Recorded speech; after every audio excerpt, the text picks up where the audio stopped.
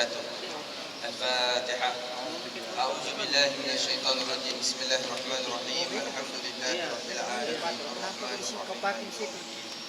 Iyyaka na'budu wa iyyaka nasta'in. Ihdinas siratal mustaqim. Siratal ladzina an'amta 'alaihim ghairil maghdubi 'alaihim waladdallin. Amin. Alhamdulillah nahmaduhu wa nasta'inuhu wa nastahdihi wa nastaghfiruh. Wa na'udzu billahi min shururi anfusina wa min sayyiati a'malina. Man yahdihillahu fala mudilla lahu wa man yudlil fala hadiya lahu. Asyhadu an la ilaha illallah wahdahu la syarika lahu wa asyhadu anna sayyidana Muhammadan 'abduhu wa rasuluh. Allahumma salli wa sallim wa barik ala sayyidina wa habibina wa qurratina Muhammad Rasulullah sallallahu alaihi wasallam. Amma ba'd. Alhamdu wa syukru lillah. Segala puji dan syukur kita panjat kepada Allah yang telah mentakdirkan kita bersama-sama ada di rumah Allah yang maha agung, yang maha besar ini untuk meneruskan tugas kita sebagai khalifah di atas muka bumi ini. Dan pada malam ini kita masih lagi berada pada bulan Muharram, yaitu bulan peringati hijratul Rasul sallallahu alaihi wasallam. Dan tajuk kita pun masih lagi hijrah, cuma nak pergi kepada Nabi sampai ke Madinah, apa yang Nabi mula-mula buat. Saya sangkakan malam ni boleh tambah sebab Ustaz Dasar sudah datang cuci kan. Tapi sama juga, kenapa ya? Saya sangka semua dah faham betul. Ustaz Dasar balik-balik dalam ceramah dia tu, dia mengajak untuk kita semua berhijrah atau pergi Masjid Likas. Mungkinlah kalau bahkan dekat sudah kan, naik bas Bumi Mas. Itu husnuzan lah, baik sangka. Jadi tuan-tuan rahmati Allah, kita bersyukur Allah Ta'ala pilih kita. Ada di kalangan ahli jemaah ni, kadang-kadang saya jumpa di Masjid Rahmatillah dekat Haji Dadu, kadang jumpa di Masjid Gafur, ada di Masjid Kabota, macam-macam. Alhamdulillah tuan-tuan. Kita yang penting kita betul-betul kita faham tugas kita.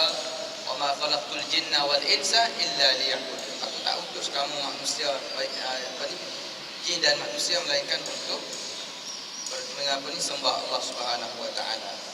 Nak sembah tu kita datang ke rumah Allah.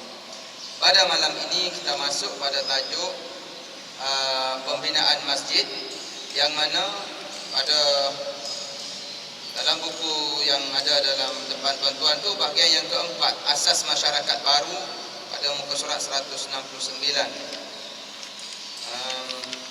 Yang mana tuan-tuan, Nabi SAW ini bila mana dia telah berhijrah daripada kota Mekah ke Madinah, dan sampainya di salah satu tempat Quba namanya, Nabi membina masjid yang disebut sampai sekarang Masjid Quba, yang mana masjid yang besar juga fadilatnya tuan-tuan. Kalau kita solat di Masjid Quba ni, ada satu buku yang waktu saya bawa jemaah umrah hari itu, ni cantik buku sejarah Madinah ni, memang disebut dengan jelas di sini semua masjid-masjid yang ada di tanah haram, baik di Mekah ataupun di Madinah. Masjid Quba ni tuan-tuan, cerita dia dalam buku ni, yang mana ketika Nabi SAW dalam perjalanan hijrah dari Mekah menuju ke Madinah, beliau berhenti di rumah Kalthum Ibnu Hidam, seorang daripada Bani Amru bin Auf. Nabi mengikat tali untanya di sana, kemudian membangunkan Masjid Quba. Bangun maksudnya Nabi buat tu pacak, dan Nabi buat ala kadar sajalah, bukan buka tenda panggil kontraktor, tak ada lah, bukan macam sekarang. Itu zaman cuma Nabi dulu sekali, mula-mula sekali Nabi sampai di itu, Nabi membina masjid. La masjidun ussisa 'ala taqwa min awwal yawmin ahaqqu an taquma fihi rijalun yuhibbuna an yatatahharu wallahu yuhibbul mutahhirin. Sesungguhnya masjid yang didirikan di atas dasar takwa sejak hari pertama adalah lebih patut kamu bersembahyang di dalamnya, kerana di dalamnya ada orang-orang yang ingin membersihkan diri, dan Allah menyukai orang-orang yang bersih. Ini kita cerita Masjid Quba. Kalau siapa-siapa yang pergi ke menunaikan ibadah umrah ataupun haji, boleh kita ziarah semua masjid Qiblatan, masjid macam 10 masjid tuan-tuan. Rasulullah sallallahu alaihi wasallam bersabda, barang siapa bersuci, yakni berwuduk di rumah, kemudian dia mendatangi Masjid Quba, datang. Kadang orang salah faham mendatangi ini dia ada masuk ke yang satu lagi tu. Mendatangi, pergi, hadir ke Masjid Quba, lalu solat di dalamnya 2 rakaat, maka baginya samalah dengan pahala 1 kali umrah. Itu fadilah Masjid Quba. Haji sempat berapa kali pergi? 2 kali. Ambil peluang tuan-tuan. Masjid Sayyidah Aisyah dan sebagainya. Masjid turunnya surah At-Taubah ayat 108 berkenaan dengan Bani Amr bin Auf. Di antara mereka ialah Abu Lubabah, orang yang sering menggantikan Rasul di dalam peperangan. Ini ayat yang saya baca tadi, yang mana masjid dibina di atas dasar takwa. Min awwal yaumin ahaqqu an taquma fi, yang mana ianya lebih patut untuk kamu datang dan bersembahyang di dalam masjid. Ada juga orang dia singgah masjid kerana masjid ada aircon, selesa dia tidur. Itu yang menyebabkan pihak pengurusan masjid dia kunci, sebab orang salah guna. Orang datang masjid buat ibadat, dia datang tidur. Turunnya surah At-Taubah ini kerana Abu Lubabah, seorang sahabat yang sentiasa menggantikan Rasul di dalam peperangan, ketika disuruh mewakili Rasulullah di dalam membuat perjanjian dengan Yahudi, Abu Lubabah telah tergoda dengan hasutan syaitan dan dia telah melakukan khianat kepada Allah dan Rasul. Perjanjian yang dilakukan dengan Yahudi itu, Abu Lubabah telah, biarlah biasalah kan, dia tersilap ataupun mengikut hawa nafsu. Dengan kata lain, dia telah mengkhianati Allah dan Rasul, dan dia bersumpah, maksudnya dia menyesal di atas kesilapan dan bersumpah tidak akan melakukan apa-apa sampai menemui ajal ataupun Allah menerima taubat. Orang dulu-dulu tuan, apabila dia melakukan kesilapan, dia menyesali kesilapannya tersebut dan dia pergi ke Masjid Quba yang Nabi bina tu, dia ikat badannya 9 hari masjid dan mengikat dirinya pada sebuah tiang selama 9 hari sehingga jatuh pingsan. Kemudian Allah turunkan ayat seterusnya, iaitu menerima taubat Abu Lubabah. Ini kisah tuan-tuan, al-kisah masjid yang dibina oleh Nabi dan turunnya ayat surah At-Taubah ayat 108 di masjid yang Masjid Quba tadi. Turunnya ayat yang menerima taubat dalam surah Al-Anfal ayat 27, ya ayyuhalladzina amanu la takhunu Allah war rasul wa takhunu amanatikum wa antum ta'lamun. Wahai orang-orang yang beriman, janganlah kamu mengkhianati Allah dan Rasul, dan juga janganlah kamu mengkhianati amanah-amanah yang dipercayakan kepadamu sedang kamu mengetahui.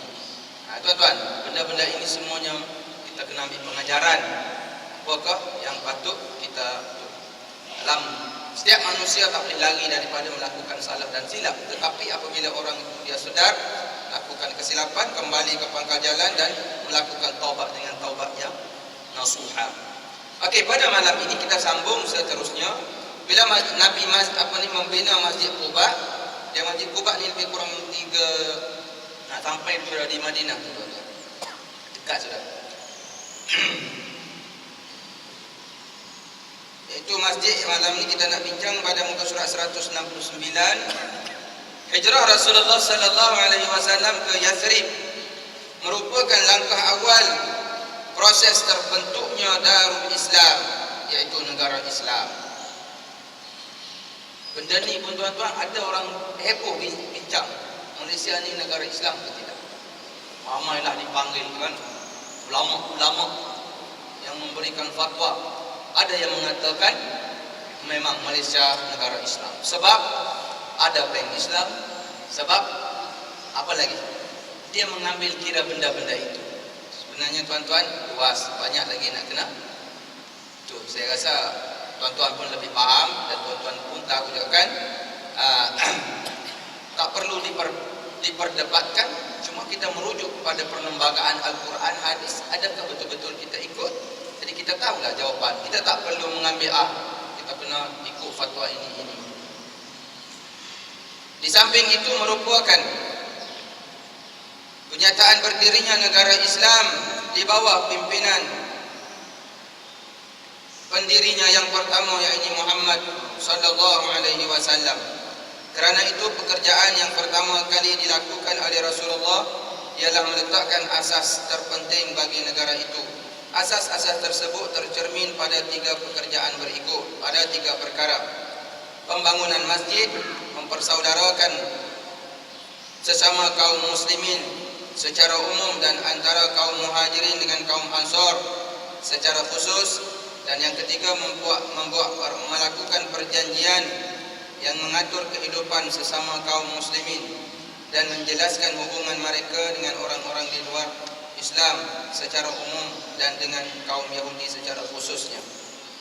Jadi tuan-tuan, Nabi sampai di Quba, Nabi bina masjid. Lepas Nabi teruskan perjalanan masuk ke Madinah, Nabi bina lagi Masjid Nabawi.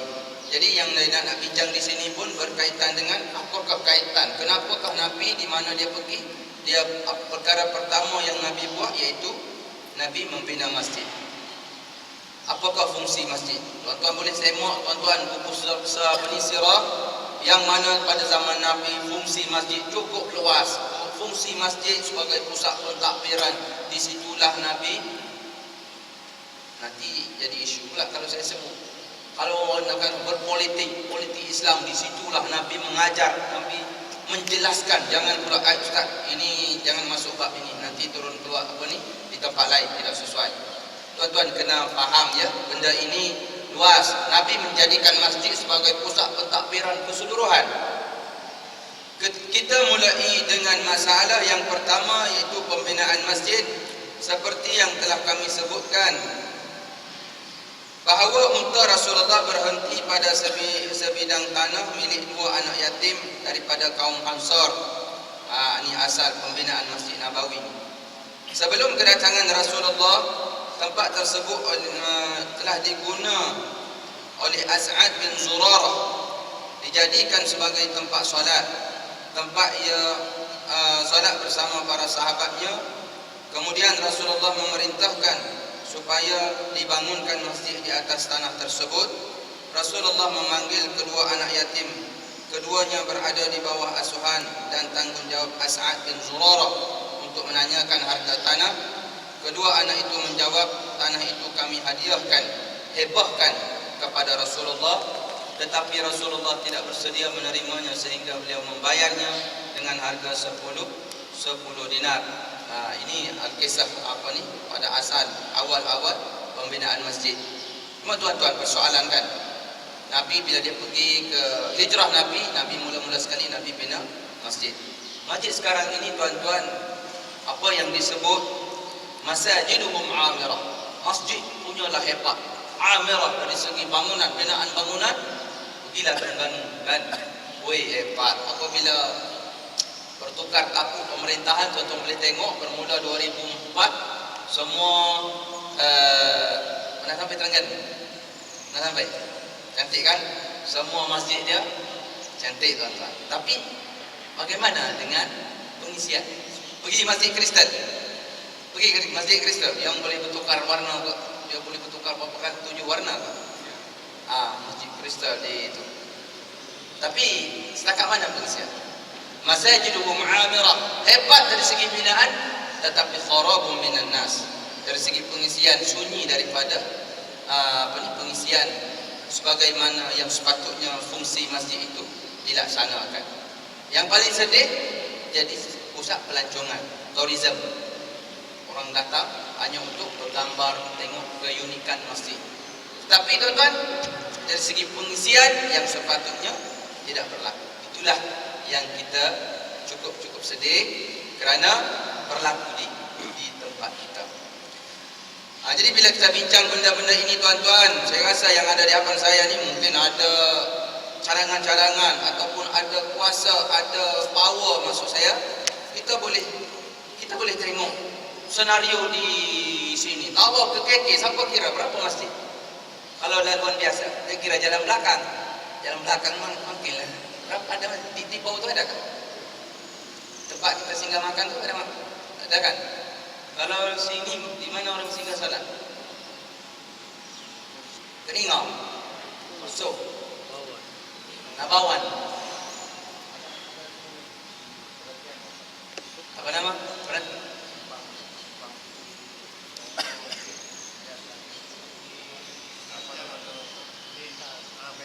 Benta.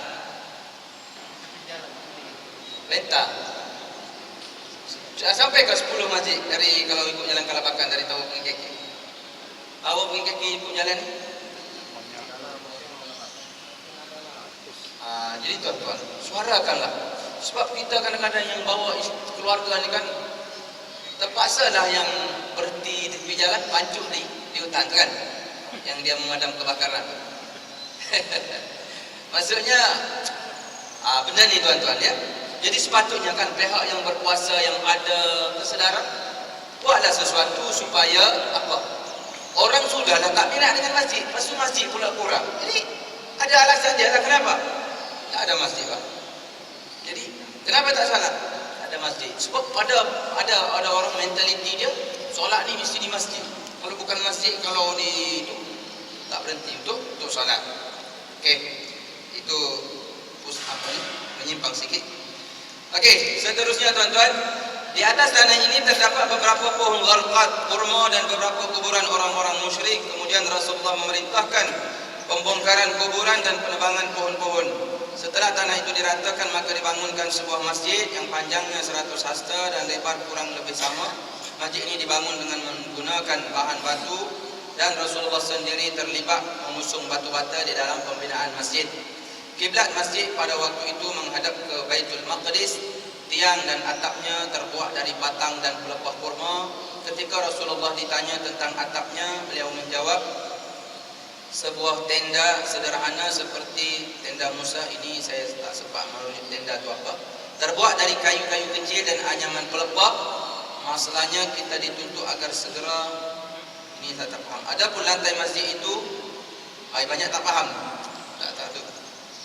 Okey tuan-tuan, cuma yang kita tengok yang atas ni kan, dia dua permasalahan. Boleh ke tak boleh tanah kubur diambil, ditukar status buat masjid? Boleh ke tak boleh? Boleh kan? Tetapi disebut di sini mesti pastikan dikorek, dipindahkan sebagai penghormatan kepada si mati tadi, pindahkan ke tempat yang baru dan ratakan, baru kita bina masjid. Ada dia masuk dalam perbincangan ni, mikroh di Busra seterusnya. Dan satu ni tuan-tuan, pohon gharqad pun ada di tanah yang sebelum terbinanya Masjid Nabawi.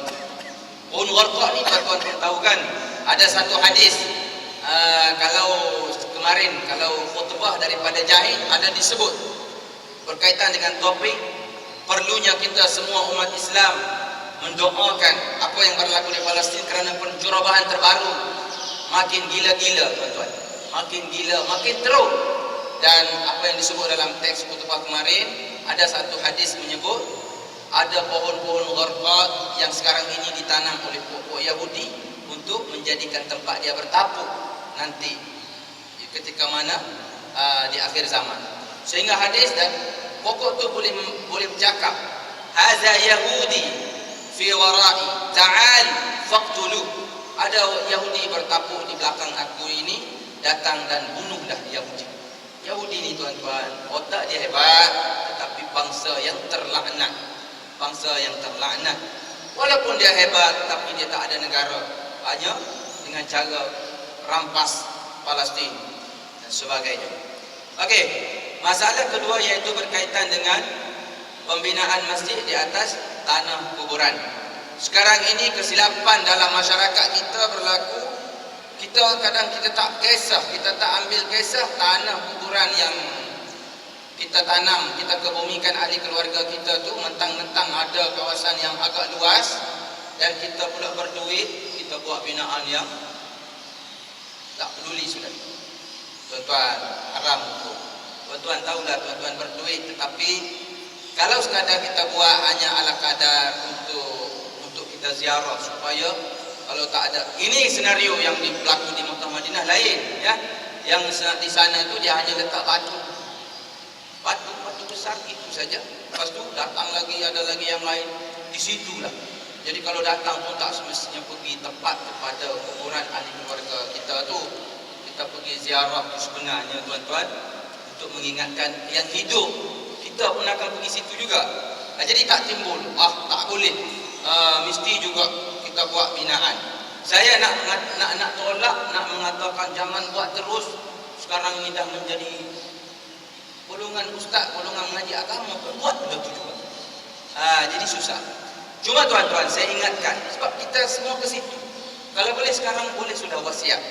Pesan, kalau mati kita nanti, boleh pilih mana-mana kita berminat. Islamiah ni macam dia kasih besar ke sudah ke sana? Ada baru ni ada kematian, dia dalam hutan tu dikorek kubur. Dia kasih lanjut ke sana. Boleh pilih tuan-tuan mau di mana tu. Tapi pesanlah ya, jangan buat binaan yang sebab status orang wakaf untuk kebumikan jenazah, bukan kita buat binaan untuk si mati di atas tanah wakaf tersebut.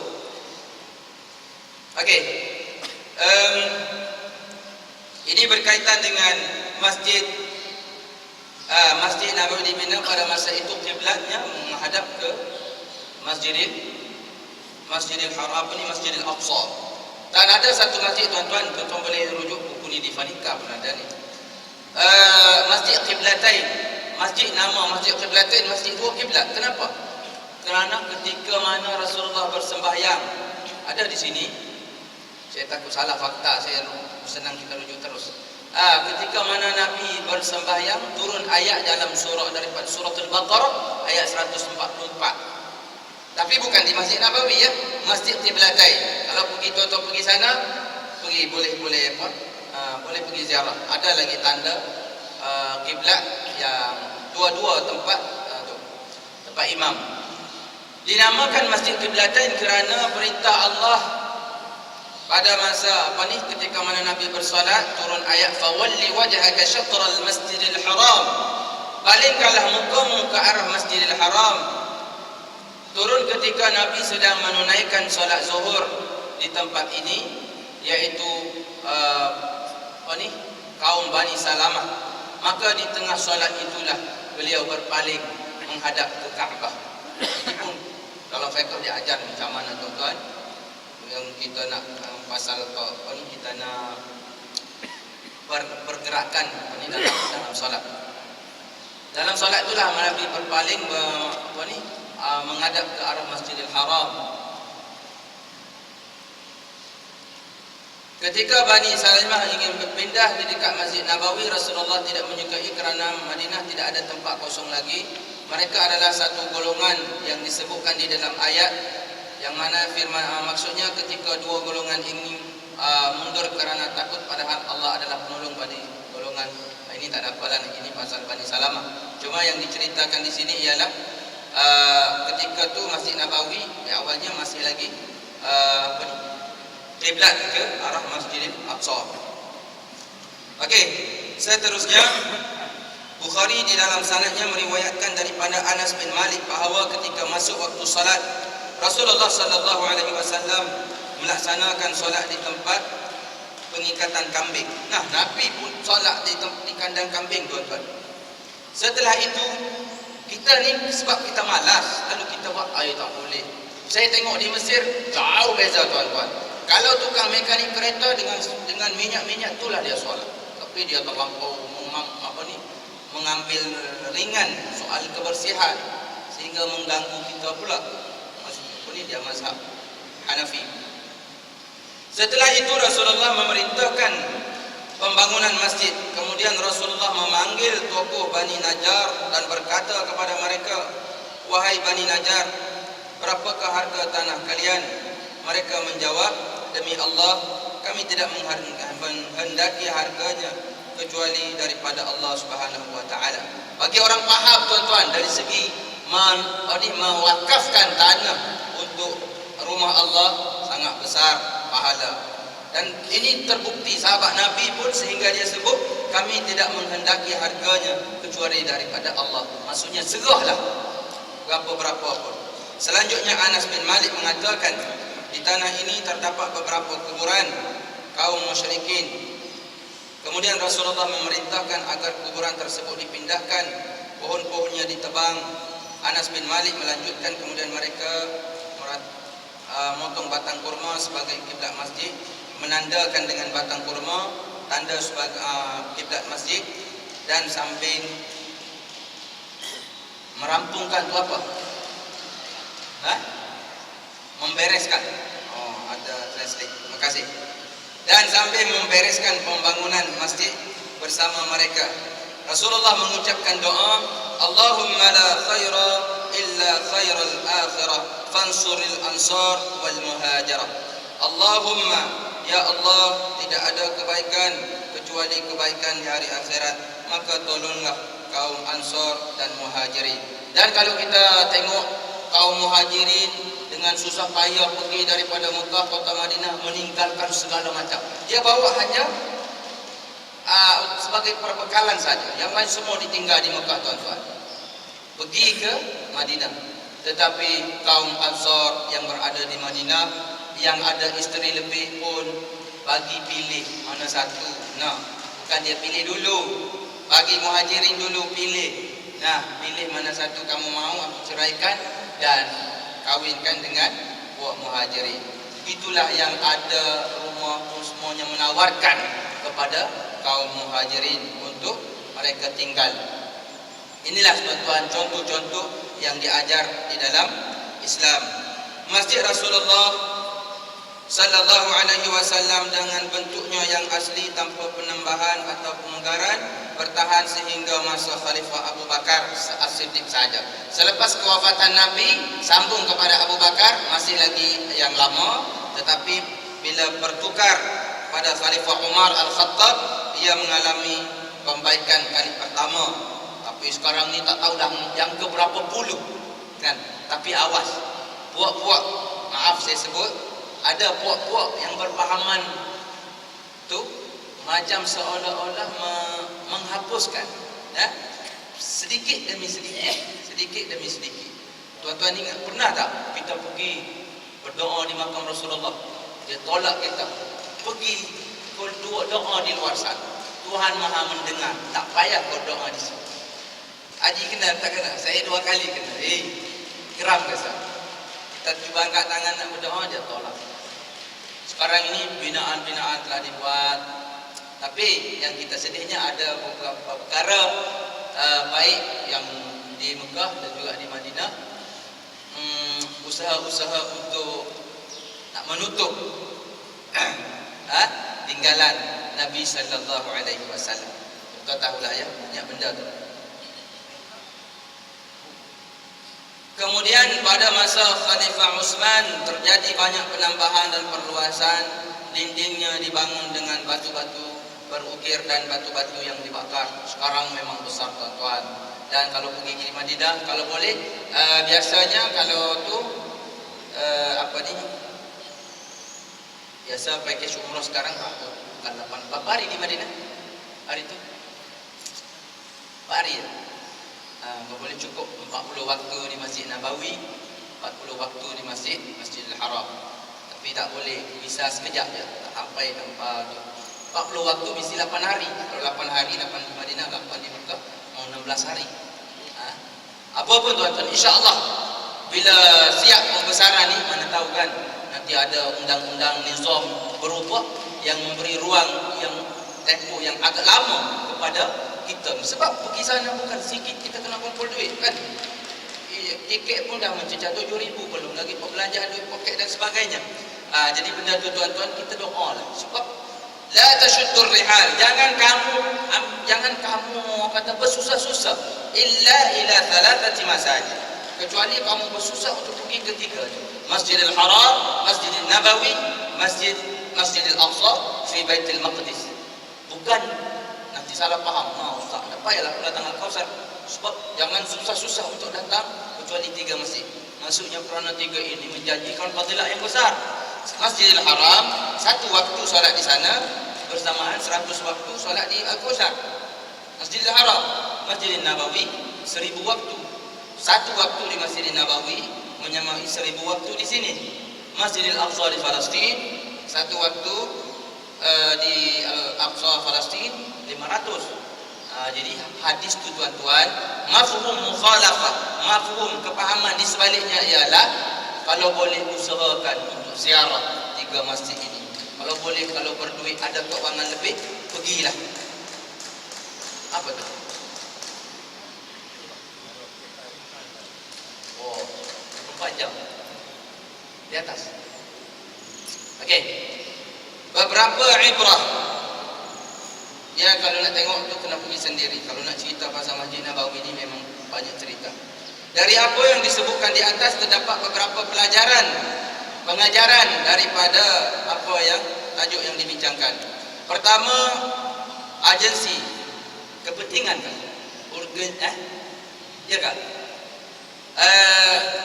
Kepentingan masjid dalam masyarakat dan negara Islam. Sesampainya di Madinah dan menetapnya di sana, Rasulullah segera menegakkan masyarakat Islam dan terpadu yang terdiri daripada kaum Ansar dan Muhajirin. Sedangkan sebagai langkah pertama ke arah itu, Rasulullah sallallahu alaihi wasallam membangunkan masjid. Masjid memang fungsi yang cukup dia berfungsi dengan semaksimal mungkin pada zaman Nabi. Disitulah solat berjemaah, disitulah berlakunya musyawarah, disitulah berlakunya apa-apa segala masalah yang berlaku. Nabi menjadikan masjidlah tempat. Tuan-tuan, ingat balik peristiwa tsunami 2004 masa saya belajar di Mesir. Kami waktu di sana tengok berita di siaran berita Arab, dia sebut zilzalah ni mengingatkan surah zalzalah. Kita bacakan, idza zulzilatil ardu zilzalaha, apabila bumi digoncangkan dengan sekuat-kuat goncangan, getaran, disebut zilzal. Tsunami yang berlaku di Aceh. Tengok tuan-tuan, apa yang berlaku? Yang lain semua Allah Ta'ala sekali tolak sejak kali sekali, tapi masjid alhamdulillah tak rosak kan. Jadi sepatutnya kalau orang tu dia berfikir ataupun dia tu tengoklah pengajaran Allah Ta'ala tunjukkan kuasa dia. Allah Ta'ala tunjukkan kuasa dia. Takkan nak tunggu saat tu baru nak datang masjid. Faham lah kan? Jadi sekarang inilah kita kena datang masjid. Tuan-tuan, ada satu saya mau kongsi. Ini statistik ni Arab-Arab memang betul-betul fakta, bukan auta. Cuma kita tengok dari sudut positif. Kalau ada jugalah beberapa yang ada semua 20, mungkin ada tu di WhatsApp tuan-tuan 21 dia sebut. Tapi saya nak tengok yang atas-atas ni, saya rasa ada kesahihannya. Mari kita renung sejenak tentang umat Islam di Malaysia. Yang pertama, 50% sahaja umat Islam di Malaysia memiliki Al-Quran di rumah. Dan hanya 5% sahaja yang membacanya. Dan 1% lagi membaca tafsirannya. 5% baca tak tengok pun tafsir. Hanya 1% saja yang tengok tafsir. Dia buat perangkaan ini berdasarkan keseluruhan umat Islam di Malaysia. Yang kedua, 80% umat Islam memiliki astro. Ialah dalam taman. Kalau semua orang ada astro, kita je tak ada astro.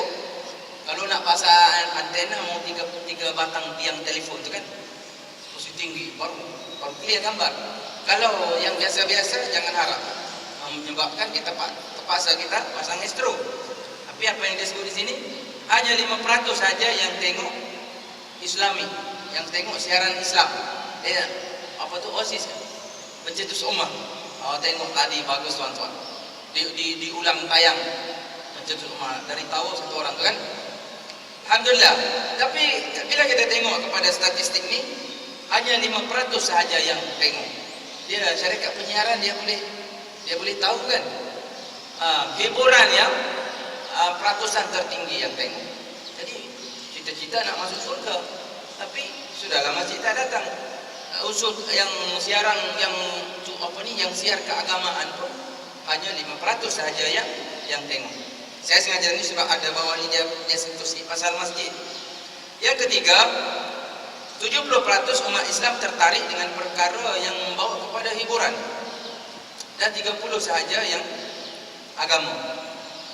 50% menyokong program akademik Fantasia, rancangan-rancangan yang berunsur hiburan.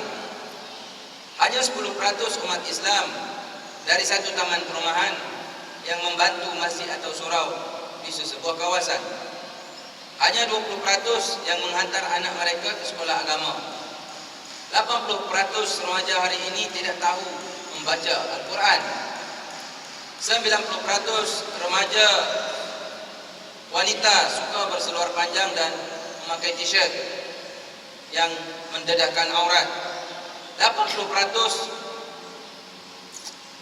pasangan yang belum kahwin, sebelum kahwin dia sudah try dulu.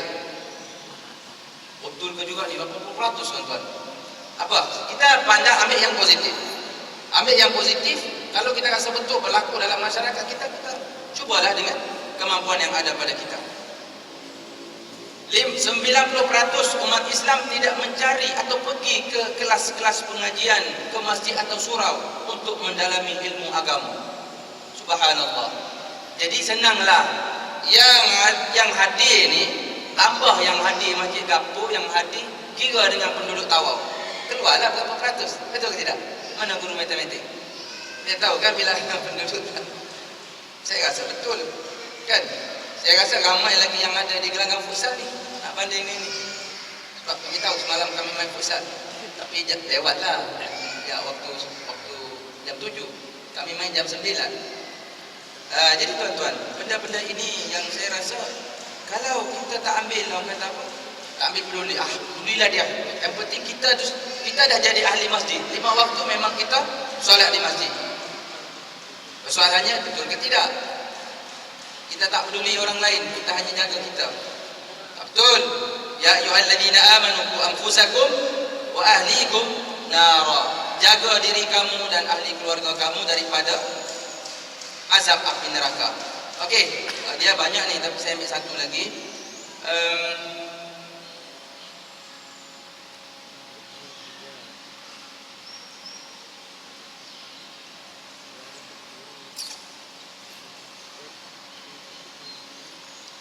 Peratus anak-anak di bawah umur 12 tahun cenderung kepada kartun seperti Ultraman, Pokemon, dan banyak lagi kartun seperti yang unsurnya merosakkan minda.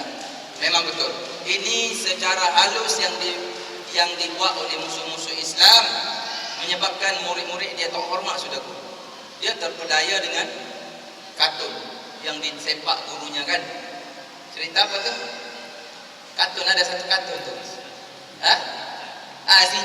Shinchan tu memang kurang ajar makhluk tu. Yang dia jalan. Jadi budak-budak bila dia tengok ni, dia akan terpengaruh dengan benda tu. Jadi benda ni bahaya tuan-tuan. Hanya 30% sahaja umat Islam menunaikan solat Jumaat pada setiap minggu. Subhanallah. 3% umat Islam menunaikan solat subuh berjemaah. Lepas tu yang di bawah ni dia panjang ni. Semua statistik ini diambil daripada JAIS, stesen televisyen, Mahkamah Syariah, Kementerian Pelajaran dan Kementerian Perpaduan Penduduk. Kalau ada yang auta betul-betul kita ambil yang rasa memang betul-betul berlaku. Kita buatlah sesuatu. Paling kurang pun kita doa, ya Allah, bagilah hidayah sebagaimana Nabi berdoa kepada penduduk Taif, Allahumma hdi qaumi fa innahum la ya'lamun. Ya Allah, bagilah petunjuk kepada penduduk Taif kerana dia lawan aku sebab dia tak tahu. Jadi kita ubahlah doa tu. Ya Allah, ya Tuhan, doa tak pandai bahasa Arab, hentam bahasa Melayu pun tak apa tuan-tuan. Ya Allah, bagikanlah hidayah kepada penduduk kampung Hidayah. Apa-apa dia sebut ujung Hidayah sana batu 4. Ya. Sebab kita tengok senario yang berlaku kalau program-program hiburan, ramai sanggup bawa anak kiri kanan masuk di belakang lagi. Tapi kalau yang majoriti yang sana lah, yang masa Ustaz Dasar yang penuh sampai belakang tu, dia orang tu ada juga.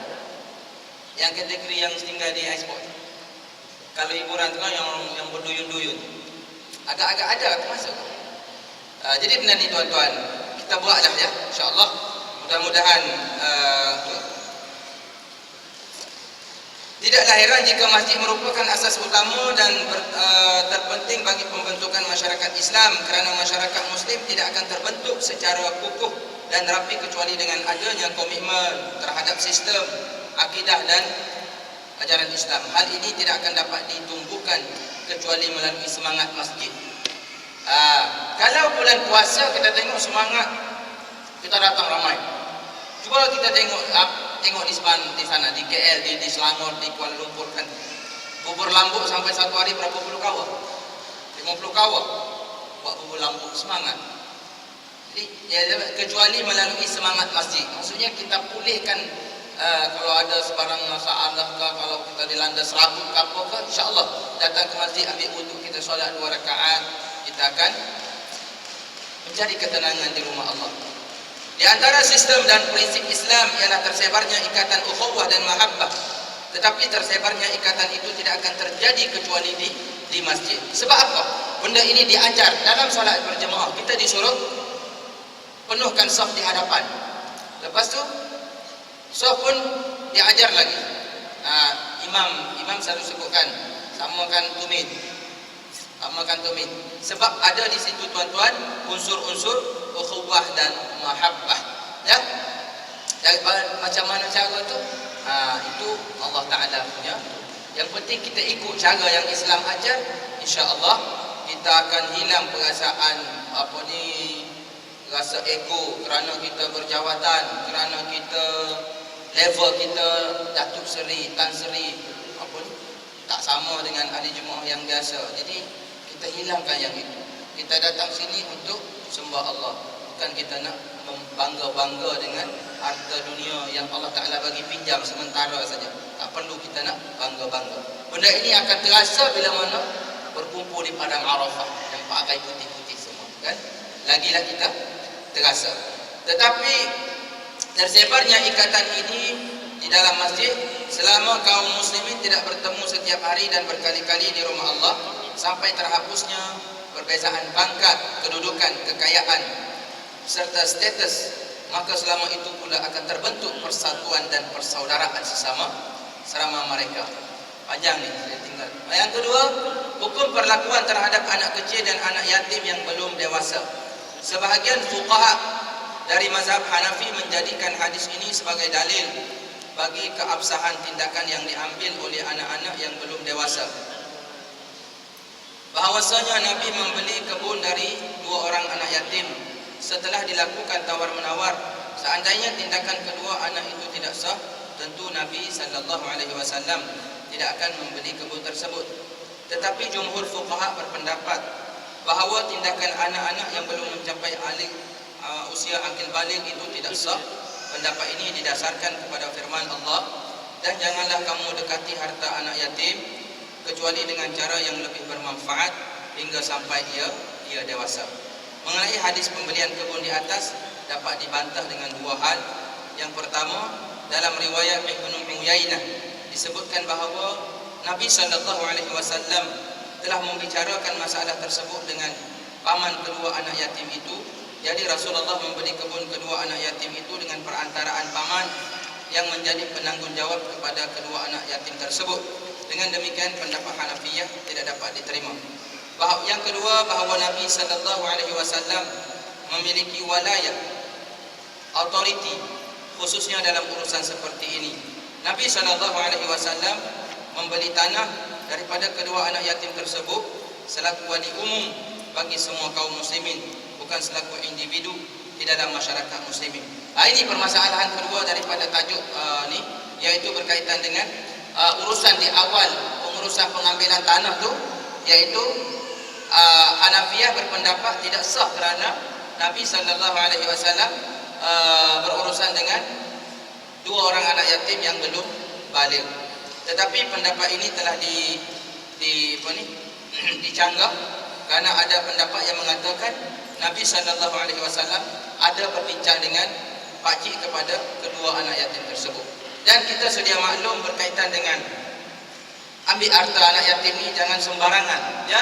Wala ta'kulu amwalal yatam, jangan kamu makan harta anak yatim. Karena apa? Makan harta anak yatim ni disebut zulman, satu kezaliman, satu kezaliman. Okey. Oh, ada ayat menyebut innama, lupa pula tuan-tuan. Ya, akhirnya zulman innama ta'kuluna fi butunihim nar. Barang siapa yang mengambil, memakan harta anak yatim, seperti mana dia makan api. Satu kezaliman, dan satu lagi disebut Allah Ta'ala bagi peringat dalam Al-Quran, sesungguhnya dia seperti memakan api neraka. Wa sayaslawna sa'ira, dan akan diumban, akan kalau bahasa Kelantan diselar. Paham tak? Selar dengan api neraka. Innama ya'kuluna fi butunihim nara, akan tetapi kalau mereka mengamalkan harta anak yatim seolah-olah mereka makan bara api, dan wasayaslawna sa'ira. Ini pengajarannya banyak berlaku kepada mereka-mereka yang bila berlaku kematian melakukan kenduri tahlil. Faham betul-betul? Bukan saya tak setuju, kenduri tahlil boleh buat, tetapi ada tetapinya. Harta kena tu. Kalau orang berduit tak jadi masalah, kan? Tetapi bagi orang yang tidak berduit, bagi orang yang kata dari keluarga biasa-biasa, bukan keluarga luar biasa, banyak berlaku sehingga dia menggunakan harta anak yatim itulah untuk diadakan kenduri tahlil. Itu yang Islam melarang, ya, itu yang tak boleh. Kalau nak buat pun ala kadar, tak perlu nak berlebih-lebihan, ya. Ini berdasarkan yang Nabi ajar, yang lain yang datang tu bawa makanan. Tapi kalau kita nak realisasikan sekarang, boleh berlaku. Saya tidak akan berlaku. Saya rasalah kalau orang datang habis kenduri tahlil, lepas tu tuan-tuan, okey, terima kasih semua kerana sudi hadir, dan tuan-tuan boleh pergi ke kedai-kedai yang berdekatan dan bayar sendiri. Malam besok malam besok tuan rumah sendirilah yang buat tahlil. Dah. Itu sebab apa? Sebab dah terbiasa begitu. Dah terbiasa begitu. Contoh, ini senario saya cerita ni. Kalau di kawasan kampung-kampung kan, petang tu dia tanya sudah. Kalau contoh ada di kalangan ahli keluarga tu yang memang dia ada keluar sama-sama, yang tanya malam ni apa? Kalau hanya cendol kan, atau yang biasa-biasa, dia punya tu tak ramai. Tapi kalau nasi pelau, kalau yang sedap-sedap ramai sampai di tangga. Pas sudah jadi kebiasaan, dia orang suka datang lewat. Sebab yang datang lewat tu dia kasih makan dulu, dia kasih yang di tangga dulu. Sebab kalau dia kasih yang di ruang tamu duluan, susah dia nak bawa makanan ke tangga. Jadi untung dia datang lewat, tapi boleh makan awal, lepas tu boleh balik awal. Ini dah jadi dah tersemak dalam tu. Itulah benda yang kita kena ubah, ya. Benda ini kita kena faham betul-betul. Bid'ah, benda betul Nabi tak buat, tetapi ulama-ulama telah bersetuju, telah membahagikan ada bid'ah yang baik, yang kalau kita tak buat kita rasa macam anak-anak muda, generasi yang seterusnya ni akan makin makin jauh, makin lupa, macam juga wirid lepas solat dan sebagainya. Stop situ. Ada yang minta tapau okay. lagi. Ada soalan? Ada yang minta tapau lagi. Ini yang masalah kan. Ada yang minta tapau lagi. Ini dah keterlaluan. Ya. Satu lagi kita pergi dalam. Yang ketiga, boleh memindahkan kuburan usang dan menjadikan sebagai masjid. Imam Nawawi mengatakan hadis ini menunjukkan bahawa memindahkan kuburan usang adalah boleh. Jika tanah yang bercampur dengan darah dan daging mayat telah dibersihkan, maka dibolehkan solat di atas tanah tersebut atau menjadikannya sebagai masjid. Hadis ini juga menunjukkan bahawa tanah kuburan yang sudah usang boleh dijual dan tetap menjadi harta pemilik pemiliknya, serta merupakan harta warisan bagi para ahli warisnya sebelum diwakafkan. Para ulama sirah menegaskan bahawa kuburan yang ada di kebun tersebut adalah kuburan lama yang sudah usang, sehingga tidak mungkin masih ada darah dan nanah mayat yang tertinggal. Sekalipun demikian, tetap diperintahkan agar digali dan dibersihkan semua sisa-sisa yang ada. Ini pengarang kitab berkata, saya berkata, dibolehkan memindahkan kuburan usang dan menjadikannya sebagai masjid ialah jika tanah tersebut tidak berstatus sebagai tanah wakaf. Sekiranya tuan tanah mewakafkan, pada asal dia wakafkan khas untuk tanah perkuburan, maka tak boleh ditukar status kepada pembinaan masjid.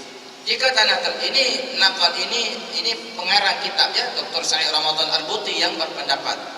Yang di sini ada pendapat yang membolehkan.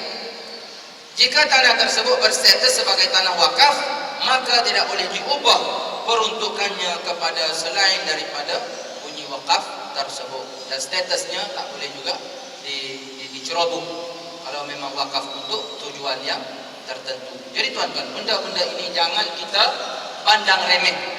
Kadang-kadang berlaku dalam sesebuah keluarga kerana tamakkan harta, padahal arwah bapak dia ke mamak dia kan sudah wakafkan tanah sekian-sekian itu untuk masjid ke, untuk anak yatim ke, untuk apa ke, tetapi tak ada secara rasmi surat. Tetapi ada pihak-pihak yang tamak, dia yang